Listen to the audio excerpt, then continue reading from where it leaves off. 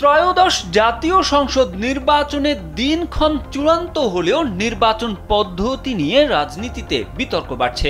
এই ইস্যুতে রাজনৈতিক দলগুলোর মধ্যে তৈরি হয়েছে দূরত্ব। বিশেষ করে সংখ্যানুপাতিক পিআর পদ্ধতি এখন আলোচনার কেন্দ্রে। দেশের অন্যতম বৃহৎ রাজনৈতিক দল বিএনপি পিআর পদ্ধতির কঠোর বিরোধিতা করছে। অন্যদিকে জামায়াতে ইসলামী, খেলাফত মজলিস, ইসলামী আন্দোলন বাংলাদেশ সহ বেশ কিছু রাজনৈতিক দল এই পদ্ধতির পক্ষে দৃঢ় অবস্থান নিয়েছে। ফলে পিআর পদ্ধতি নিয়ে দলগুলোর পক্ষে বিপক্ষের বক্তব্যে রাজনীতিতে উত্তাপ ছড়াচ্ছে। RICL TMX, যুগের পর যুগ স্থাপনা থাকে মজবুত।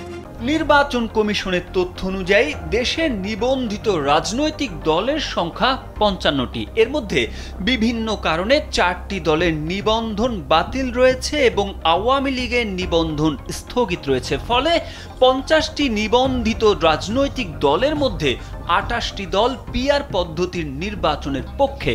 বিপক্ষে অবস্থান ২৮টি দলের। ৪টি দল তাদের অবস্থান স্পষ্ট করেনি। কিছু দল আংশিকভাবে এই পদ্ধতির পক্ষে। বিপক্ষে থাকা দলগুলো মূলত বিএনপির যুগপৎ আন্দোলনের সঙ্গী। এর বাইরে জুলাই অভ্যুত্থানের মধ্য দিয়ে গড়ে ওঠা শিক্ষার্থীদের রাজনৈতিক দল জাতীয় নাগরিক পার্টি এনসিপিও পিআর পদ্ধতির পক্ষে জোরালো অবস্থান নিয়েছে। মূলধারার ইসলামী দলগুলোর মধ্যে ৫টি দল পিআর পদ্ধতির পক্ষে, ২টি বিপক্ষে এবং ২টি দল অবস্থান পরিষ্কার করেনি। পিআর পদ্ধতিতে নির্বাচনের পক্ষে Bangladesh Jatiya party, Bangladesh Kalyan party, national peoples party NPP, Trinamool BNP, Amar Bangladesh AB party, Gono Odhikar Parishad, Bangladesh minority Janata party BMJP ও বাংলাদেশ কংগ্রেস।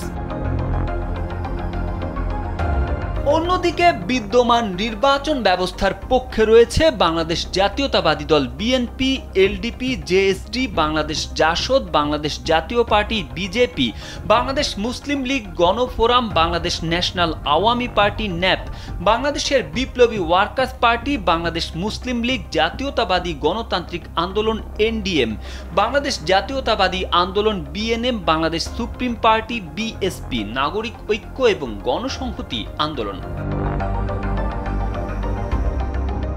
ইসলামী দলগুলোর মধ্যে বাংলাদেশ জামায়াতে ইসলামী, ইসলামী আন্দোলন বাংলাদেশ, খেলাফত মজলিস, বাংলাদেশ খেলাফত মজলিস ও বাংলাদেশ ইসলামিক ফ্রন্ট পিআর পদ্ধতিতে নির্বাচনের পক্ষে। তবে ইসলামিক ফ্রন্ট বাংলাদেশ ও জমিয়তে উলামায়ে ইসলাম বাংলাদেশ এই পদ্ধতির বিপক্ষে রয়েছে। অন্যদিকে বাংলাদেশ খেলাফত আন্দোলন ও ইসলামী ঐক্যজোট এ বিষয়ে এখনো সিদ্ধান্ত নেয়নি। গেল ২৮ জুন রাজধানীর সোহরাওয়ার্দী উদ্যানে জাতীয় মহাসমাবেশ করে ইসলামী আন্দোলন বাংলাদেশ।